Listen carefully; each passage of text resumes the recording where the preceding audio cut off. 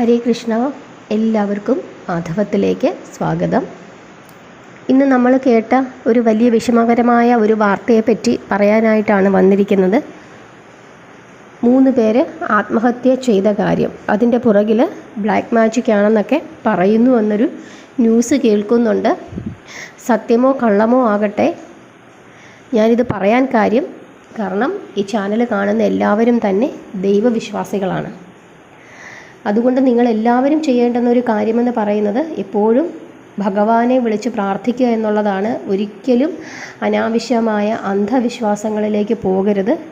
നമ്മളെപ്പോഴും വിശ്വാസികളായിരിക്കണം, അന്ധവിശ്വാസികളാവരുത്. ഇതിനു മുമ്പ് ഞാൻ എപ്പോഴും നിങ്ങളോട്, നമ്മുടെ ചാനൽ പതിവായി കാണുന്ന എല്ലാവർക്കും അറിയാം, പലപ്പോഴും ഞാൻ പറഞ്ഞിട്ടുള്ള കാര്യമാണിത്. ഒരിക്കലും നമ്മൾ അന്ധവിശ്വാസികളാകരുത്, വിശ്വാസികളാകണം. ഈശ്വരനെ സ്നേഹിക്കുക.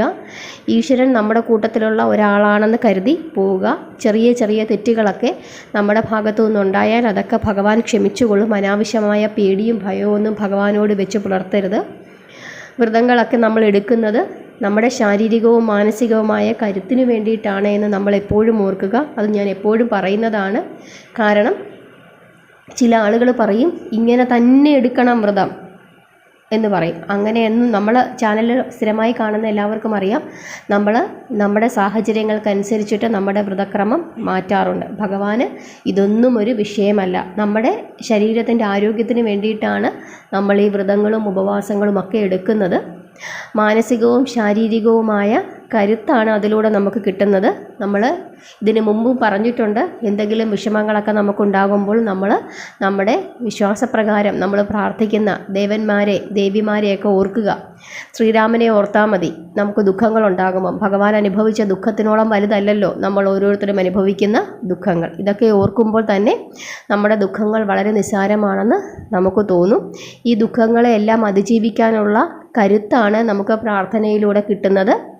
മാനസികവും ശാരീരികവുമായ കരുത്താണ് വ്രതങ്ങൾ എടുക്കുമ്പോൾ നമുക്ക് കിട്ടുന്നത്. അസുഖങ്ങൾക്കൊക്കെ നല്ല ശമനമുണ്ടാകും വ്രതങ്ങളൊക്കെ എടുക്കുമ്പോൾ.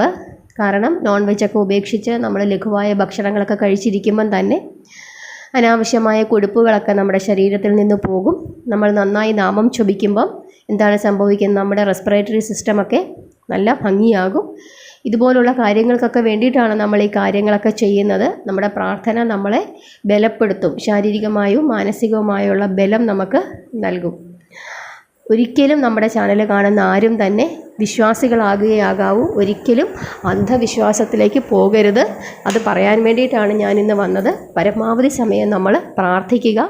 ദുഃഖങ്ങൾ നമ്മുടെ ജീവിതത്തിൽ നമുക്കുണ്ടാകും. ആ ദുഃഖങ്ങളെല്ലാം താണ്ടി നല്ലൊരു കാലം നമുക്കുണ്ടാകുന്നതിന് വേണ്ടി നമുക്ക് ഭക്തിയോടുകൂടി ഈശ്വരനെ വിളിച്ച് പ്രാർത്ഥിച്ച് നമുക്ക് അത്രയും കാലം നമുക്ക് ആ ദുരിതകാലം താണ്ടി മുമ്പോട്ട് പോകാനുള്ള ശാരീരികവും മാനസികവുമായ ബലം തരണമേ എന്ന് പ്രാർത്ഥിക്കുകയാകാവൂ. ഒരു കാരണവശാലും ഇതുപോലുള്ള അന്ധവിശ്വാസങ്ങളിലേക്ക് പോകരുത്. ഇതുപോലുള്ള ആളുകളുടെ കെണിയിലൊന്നും ചെന്ന് വീഴരുത്. പരമാവധി സമയം പ്രാർത്ഥിക്കുക. നമ്മളുടെ വിശ്വാസ പ്രമാണങ്ങളെ, അതായത് നമ്മളെപ്പോഴും അടിസ്ഥാനമാക്കേണ്ടത് നമ്മുടെ ഭഗവത്ഗീത, ഭാഗവതം, രാമായണം, മഹാഭാരതം ഇതുപോലുള്ള കഥകളെയൊക്കെ ആശ്രയിച്ച് നമ്മൾ മുമ്പോട്ട് പോവുക. അതിലെ ഞാൻ കഥകളൊക്കെ പറയുന്നത് എന്തിനാണ്? അതിലെ സത്യസന്ധമായ കാര്യങ്ങൾ. കാരണം ഇപ്പം നമ്മൾ തന്നെ കഴിഞ്ഞ ദിവസം ദ്രോണാചാര്യരുടെ കഥ പഠിച്ചു. അതിനകത്ത് ദ്രോണാചാര്യർ അർജുനന് വേണ്ടി ഏകലവ്യനോടൊരു ദ്രോഹം ചെയ്തപ്പോൾ എന്താണ് ദ്രോണാചാര്യർക്ക് അവസാനം കിട്ടിയത്? ഇതെല്ലാം നമ്മൾ പറയുന്നത് എന്തിനാണ്? നമ്മൾ ഈ കഥകൾ മനസ്സിലാക്കുകയാണ്. അതിനകത്തൂടെ എന്താണ് വേദവ്യാസൻ നമ്മളെ പറഞ്ഞ് പഠിപ്പിക്കുന്നത് എന്നാണ് നമ്മൾ അതിനകത്തുനിന്ന് പഠിക്കുന്നത്. ഭഗവാൻ പറഞ്ഞു തന്നിട്ടുള്ള ഭഗവത്ഗീതയൊക്കെ അതുപോലെ നമ്മൾ മനസ്സിലാക്കി മുമ്പോട്ട് പോവുക. കർമ്മമാണ് പ്രധാനം. ഫലം തീർച്ചയായും ഈശ്വരൻ നമുക്ക് തരും. അതുകൊണ്ട് തന്നെ ഇതുപോലുള്ള ചെപ്പടി വിദ്യകളിലൊന്നും ചെന്ന് ദയവ് ചെയ്ത് വീഴരുത്. നമുക്ക് ദുഃഖങ്ങളൊക്കെ ഉണ്ടാകും ഈ ഭൂമിയിൽ. ആ ദുഃഖങ്ങളൊക്കെ തരണം ചെയ്ത് മാത്രമേ നമുക്ക് മുമ്പോട്ട് പോകാൻ പറ്റുകയുള്ളൂ.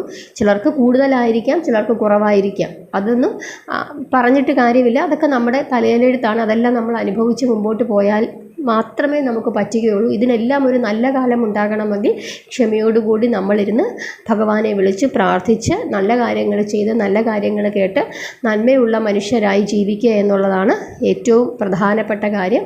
അങ്ങനെ ആയാൽ തന്നെ തീർച്ചയായിട്ടും എന്തുണ്ടാകും, നമുക്കൊരു നല്ല കാലമുണ്ടാകും. ആരെയും നമ്മൾ ഉപദ്രവിക്കാതെ ആരെയും പറ്റിക്കാതെ നമ്മൾ നമ്മുടെ കാര്യങ്ങൾ നോക്കി നമ്മുടെ കർമ്മം ചെയ്ത് നമ്മളെക്കൊണ്ട് പറ്റുന്ന സഹായങ്ങൾ ഭഗവാനും അതുപോലെ തന്നെ ഭക്തജനങ്ങൾക്കും നമ്മുടെ സാധുജനങ്ങൾക്കും എല്ലാവർക്കും വേണ്ടി നമ്മൾ ചെയ്യുക. കാരണം ഇപ്പം ഭക്തജനങ്ങൾക്ക് ചെയ്യാൻ നമ്മളൊരു ക്ഷേത്രത്തിൽ പോകുന്നു, നമുക്കിപ്പോൾ ഒരു പ്രായമായ ഒരു അമ്മമ്മയാണ് അവിടെ ഭഗവാനെ കാണാനായിട്ട് വന്ന് നിൽക്കുന്നത്. അവരെ നമ്മുടെ മുമ്പിലേക്ക് കയറ്റി നിർത്തി അവർക്ക് തൊഴാനുള്ള ഒരു സൗകര്യം ഉണ്ടാക്കി കൊടുക്കുക.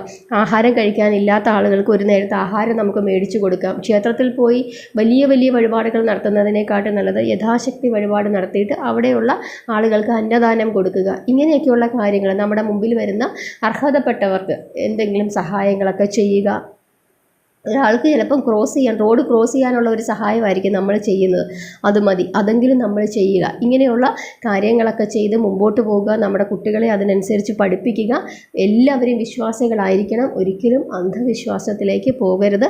ഓരോ ദിവസവും കേൾക്കുന്ന വാർത്തകളൊക്കെ കേൾക്കുമ്പോൾ നമുക്ക് ഭയമാണ് ഉണ്ടാകുന്നത്. കാരണം ഒരുപാട് വിദ്യാഭ്യാസമുള്ള ആളുകളാണ് ഇതുപോലുള്ള തെറ്റുകളിലും ഇതുപോലുള്ള അബദ്ധങ്ങളിലും ഒക്കെ ചെന്ന് ചാടുന്നത്. മനുഷ്യൻ്റെ അത്യാഗ്രഹമാണ്. ഇതൊന്നും പോരാ എന്നുള്ള തോന്നലാണ് മനുഷ്യനെ കൊണ്ട് ഇതൊക്കെ ചെയ്യിപ്പിക്കുന്നത്. അതുകൊണ്ട് നമ്മളെപ്പോഴും കഥകൾ കേൾക്കുക, ആ കഥകൾ വിശ്വസിക്കുക, അതിലെ സത്യസന്ധമായ കാര്യങ്ങൾ നമ്മൾ മനസ്സിലാക്കുക. ഇതൊക്കെയാണ് നമ്മൾ ചെയ്യേണ്ടത്. അനാവശ്യമായി ഇതുപോലുള്ള ആളുകളുടെ മുമ്പിലൊന്നും ചെന്നുപെട്ട് നമ്മുടെ ജീവൻ ഇതുപോലെയൊന്നും കളയാൻ ഇടവരുത്തരുത്. നമ്മുടെ കുട്ടികളെയും അതൊക്കെ പറഞ്ഞ് പഠിപ്പിക്കുക. ഇതാണ് പറയാനുള്ളത്. ഹരേ കൃഷ്ണ.